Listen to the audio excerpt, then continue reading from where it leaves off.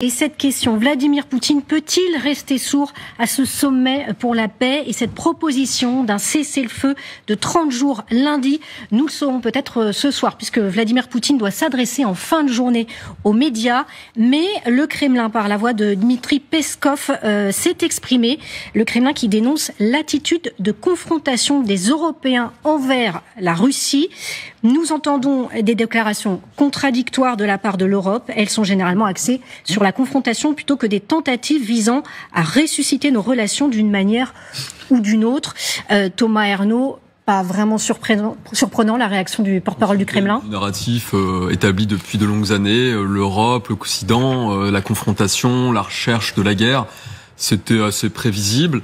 Ce qui sera intéressant, c'est de voir comment Vladimir Poutine, qui ressemble plutôt au prince de Machiavel, rusé, stratège, sang-froid, et qui s'est joué de l'autodérision, va dire ce soir. Les mots vont être assez intéressants, importants. Et puis, c'est lui qui détient, j'allais dire, le pouvoir réel en Russie. Donc, ce sont ces termes qui vont vraiment parler. Après, sur la déclaration de Peskov, c'est un porte-parole. Il faut rétablir rapidement le récit qui a été raconté encore hier, la confrontation avec l'Europe et les risques avec l'OTAN. Alors, Volodymyr Zelensky, lui, donc il s'est exprimé lors de cette conférence de presse avec les leaders européens, ce que vous voyez à l'image, Emmanuel Macron, Friedrich Merz, Keir Starmer, Donald Tusk et donc Volodymyr Zelensky. Et il a évoqué les nouvelles sanctions possibles si Vladimir Poutine n'acceptait pas ce cessez-le-feu. Si la Russie refuse ce cessez-le-feu sans condition, il y aura par conséquent des sanctions sur les systèmes bancaires et qui peseront sur l'économie.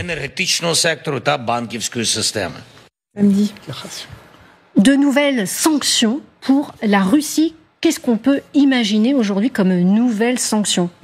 Très honnêtement, je ne vois pas trop. Qu'il y ait des sanctions économiques renforcées, peut-être, mais comme je le dis régulièrement, 16 trains de sanctions du niveau de l'Europe, avec une 17e annoncée depuis la semaine dernière, réévoquée ce matin. Les Américains qui peuvent aussi ajouter quelque chose. Voilà, donc aujourd'hui, quelles sanctions ? Je pense que la Russie s'est habituée à vivre sous les sanctions de toute façon. Ça n'a pas vraiment tempéré, je dirais, son économie de guerre, quoi qu'on puisse en dire, c'est une réalité. Alors maintenant, moi je verrais plutôt, pas des sanctions, parce que moi les sanctions c'est encore un moyen de ne pas forcément agir. Et au niveau des Européens, la meilleure des réponses serait peut-être, mais ça n'a pas été évoqué, un renforcement des forces armées aux frontières de l'Ukraine. C'est-à-dire quelque chose de très visible, très militaire, très engageant, et non pas simplement des sanctions qu'en fait personne ne voit vraiment. Ouais. Donc ça, voilà, c'est maintenant du côté américain, et on revient toujours à cette attente de ce soir.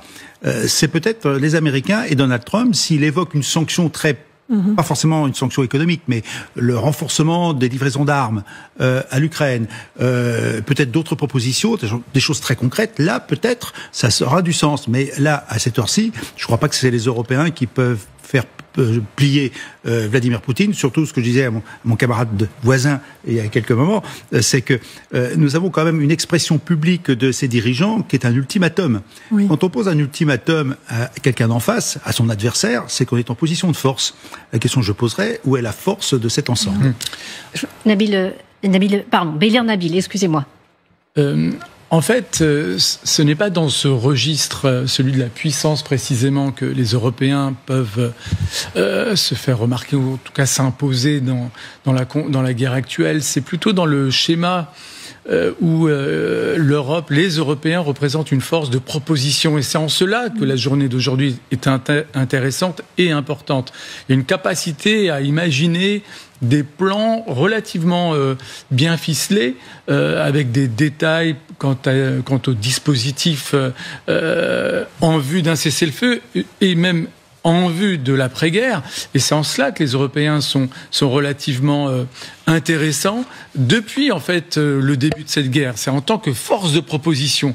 En revanche, en tant que force de coercition, bien, on en revient à la réalité de l'état de la puissance ou des puissances européennes, à savoir d'abord qu'il s'agit de puissances moyennes, que seules, c'est-à-dire sans l'appui des États-Unis, nous n'avons pas la capacité d'imposer notre volonté ou notre vision des choses à la Russie, et qu'enfin, les sanctions où le registre des sanctions a déjà été actionné depuis le début de cette guerre, avec des effets pour le moins limités, et qu'en conséquence, encore une fois, je ne pense pas que c'est dans ce registre-là qu'on pourra imposer nos vues. Effectivement, on n'a jamais vu finalement Moscou flancher après des sanctions, qu'elles soient financières ou énergétiques. Néanmoins, on a vu que Moscou était très attaché à être réintégré au système SWIFT. Et c'était d'ailleurs l'objet des négociations menées par les Américains lorsqu'ils sont venus à Paris il y a quelques semaines. Les échanges de paiement ? Oui, parce que c'est très bloquant. Quand vous n'avez pas accès à ce système de règlement des échanges internationaux, ça vous bloque dans les échanges que vous pouvez faire.